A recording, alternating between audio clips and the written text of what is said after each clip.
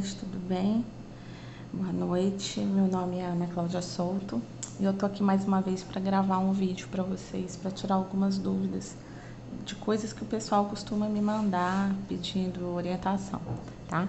Então eu vim falar para vocês hoje de um lápis que eu tenho, que é um lápis que eu uso muito e que eu acho que tem um custo-benefício excelente. E aí eu vim para mostrar ele um pouquinho para vocês. Antes de eu começar, vou deixar bem claro, gente, eu não sou nada expert em fazer tabela e nem review de lápis de cor e nada disso, porque são coisas que eu nunca fiz.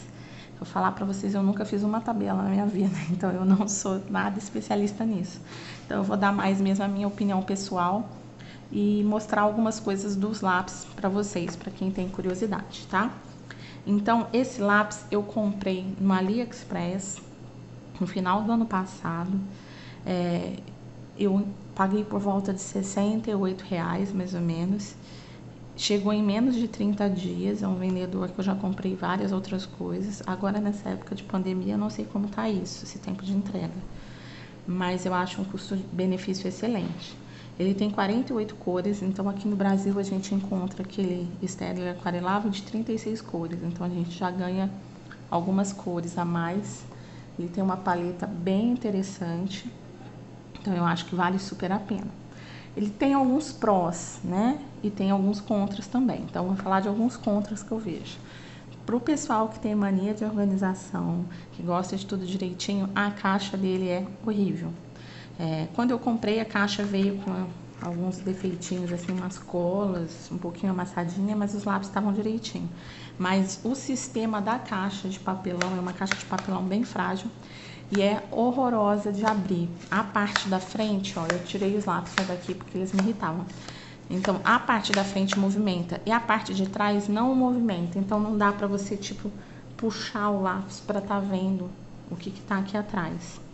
Então, eles ficavam todos embolados aqui dentro. Eu achava bem ruim. O pincel que vem nele também não é grande coisa. É um pincel desses bem baratinho, bem vagabundinho. Então, acaba que eu usava mesmo o outro.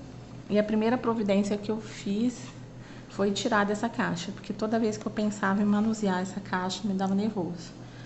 Aí eu coloquei meus lápis num estojo desse de paninho mesmo que eu tinha em casa, que eu achei mais prático de eu estar procurando as cores.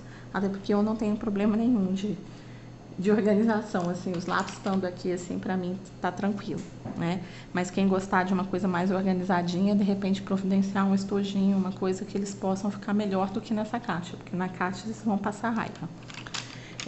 Os lápis têm outro defeito pra mim também, principalmente pra quem é organizado.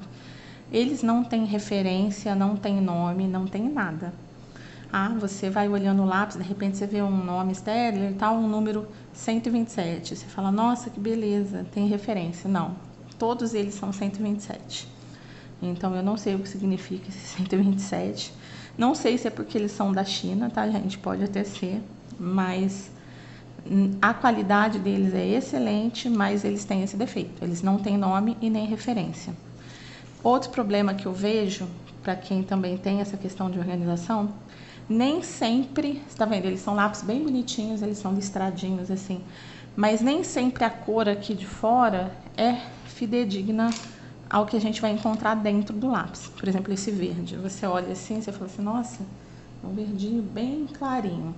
A hora que você riscar aqui, ó, ele é até um verde, mas não é, eu não vejo proporção entre a cor do lápis e a cor que ele risca, sabe? E isso acontece em várias cores. A gente olha e fala assim, nossa, essa cor deve ser tal. Quando você vai ver, ó, aqui é outro verde. Você olha aqui, você fica em dúvida do que ele seria. Então, parece um verde, maçã verde, assim, menta, alguma coisa assim. Mas não vem nada escrito. Então, para quem gosta de se organizar, teria que criar algum esquema para estar fazendo isso. O meu sistema de organização é sempre de improviso. Então, assim, eu sempre tenho perto de mim uma folha em branco que quando eu vou separar as cores que eu vou usar, eu risco. Então, toda vez eu risco, vejo quem combina com quem. Então, isso, pra mim, particularmente, não é uma coisa que me atrapalha, porque já é da minha rotina, entendeu? Então, eu vou pegar, por exemplo, aqui uns roxos. Eu tô em dúvida em qual roxo. Eu venho e risco. Esse roxo aqui é bem fechado, ó, um uva bem fechado. Aí esse aqui já é um mais aberto. Então eu vejo no caso o que vai me agradar mais, o que vai compor melhor o que eu for fazer e boa. Então para mim não é um problema. Mas eu vejo que para muita gente isso seria bem desagradável. Ó, ele tem um verdão bem fortão. Eu adoro esse verde aqui para fazer fundo. Ele tem uma paleta de cores linda, gente. Eu confesso que eu não tive tempo de riscar todas as cores, mas se vocês quiserem eu posso riscar todas as 48 cores e colocar uma foto como anexo para vocês terem uma ideia, tá bem? Eu vou riscar aqui o amarelo, o vermelho e o azul, que são as cores primárias, para vocês terem uma noção do pigmento, tá? Olha esse amarelo, um amarelo, tem amarelos mais claros, tem amarelos mais fortes. Ele dá uma esfarelhadinha de leve, mas eu não sei nem dizer se é pelo lápis em si ou se é pela força da minha mão, porque todos os lápis que eu tenho, seja profissional ou não, esfarelam. Então isso eu não vejo nem, não tenho nem como dizer pra vocês, porque todos os meus lápis esfarelam, mas eu acho que tem a ver com a força que eu coloco na mão. Tá vendo? O pigmento deles é bem intenso, eu acho bem interessante assim, tá? Eu consigo usar eles tranquilamente seco, eles não têm necessidade de aquarelar. Eu tenho, por exemplo, o Mondeluz, é um lápis que eu só consigo usar aquarelado, porque ele faz uns grumos e emplasta no papel, sabe? Esse aqui não, ele é bem tranquilo, tá? Então aqui ele tá seco. Eu, como sou a rainha do aquarelar lápis com lencinho, vou mostrar pra vocês o poder de aquarelar dele. Ó, então aqui vocês estão vendo, né? Se eu passar lencinho, olha só como ele aquarela super bem. O amarelo. Tô com um lencinho aqui, deixa eu dobrar ele. Um vermelho. Olha o azul. Tá? Ele não sobra nadinha de grumo, nada. Ele vira tinta mesmo, tá? Vou misturar duas cores aqui para fazer um laranja, para vocês verem. Eles se uniformizam entre si muito bem. A gente consegue mesclar as cores bem legal. A gente consegue uns efeitos de degradê todo. Ó, vamos misturar um amarelo com laranja, um vermelho com amarelo para fazer um laranja aqui. Vamos ver se a gente aquarelar, se ia virar laranja.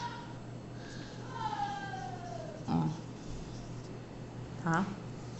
Então a gente consegue também misturar bem as cores e conseguir cores secundárias, terciárias, eles se mesclam super bem. Ele vem preto, vem branco. O branco dele é bem bom também, quer ver? Ó, deixa eu fazer aqui um azul. Pra vocês verem aquele teste de arrastar pigmento, pra vocês verem como que funciona. Deixa eu só limpar a ponta do meu branco. Ó. Ele uniformiza bem, ó. Se eu sobrepor o azul. Minha ponta tá meio ruim aqui, ó. Pra fazer aquele efeito blender, ele faz legal. E eu acho que ele arrasta bem mesmo seco, tá? O preto deles também é bem interessante. Ele é um preto bem intenso. Quando a gente quer fazer um efeito dramático, como diz a Carol, aquarelado, ele atende super bem. Ele faz uns esfumados em preto super interessantes, tá? Tem uma paleta de cores linda, que atende todos os gostos. Tem cinza, tem verde, tem amarelo, tem lilás, tem rosa, tem vermelhos. Eu acho ele bem completo e bem interessante. Agora vai uma opinião pessoal minha, tá? Eu tenho o Faber-Castell de 60 cores e tenho o Staedtler de 48 cores. Eu acho que o custo-benefício é infinitamente melhor do Staedtler do que do Faber. Eu não dei sorte com o Faber, acabei de ganhar uma caixa nova de Faber de 60 cores aquarelada, que as pontas vieram quebrando, veio tipo areia na mina, ele risca o papel, sabe?